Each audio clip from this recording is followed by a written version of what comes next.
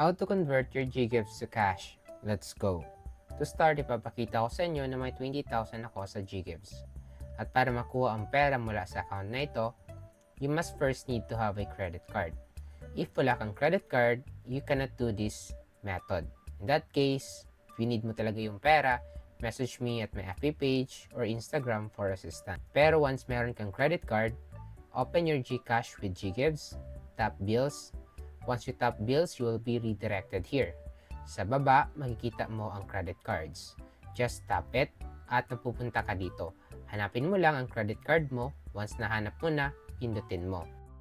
For me, since credit card ko ay BDO, I select BDO, MC, Visa, GCB, and UnionPay. At napupunta ka dito once napindot mo. Dito sa PHP, enter mo lang ang amount you want to convert.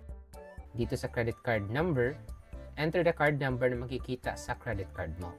Tulad ng ginawa ko. Dito sa email, ilagay mo lang any active email mo na gusto tumanggap ng resibo after your payment.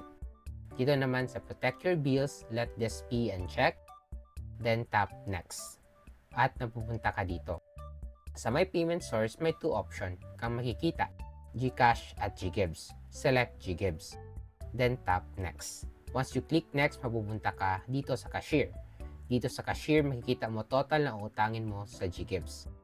Sa ibaba naman ang installment plan, kung saan you can select the terms. By terms, meaning nito kung ilang buwan mo babayaran loan mo at magkano monthly nito. Once nakapili ka na tulad ko, which is 12 months, click I agree and acknowledge the receipt, tulad ng ginawa ko, then tap Pay with GGives. And this receipt will generate as proof of your payment. And after 1 to 3 business days, hindi kasama yung Sabado, Linggo at holiday. Yung business days talaga na may trabaho sa bangko. You can see that the payment were received in your credit card. So transfer the money in your credit card to your bank. Just call the customer service of your credit card. Tell them that you made an overpayment to your credit card and you want to transfer it back to your savings account.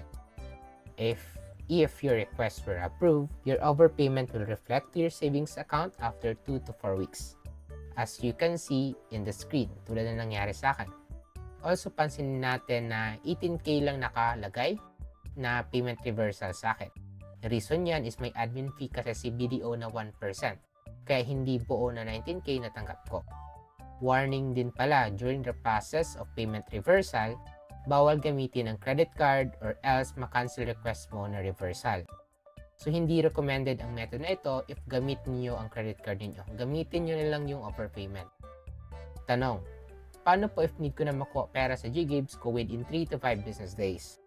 In that case, you can message me at my FB page or Instagram for assistance. Helpful ba ang video na ito para sa inyo and you also want to learn how to convert your atomic credit limit to cash? May tutorial ako para dyan, click mo lang ito. O di kaya gusto mo matutunan how to convert your G-credit to cash then, may tutorial ako para dyan, click mo lang ito. So if you want more videos like this, don't forget to like and subscribe. Yun lang, see you in my next video. Let's go!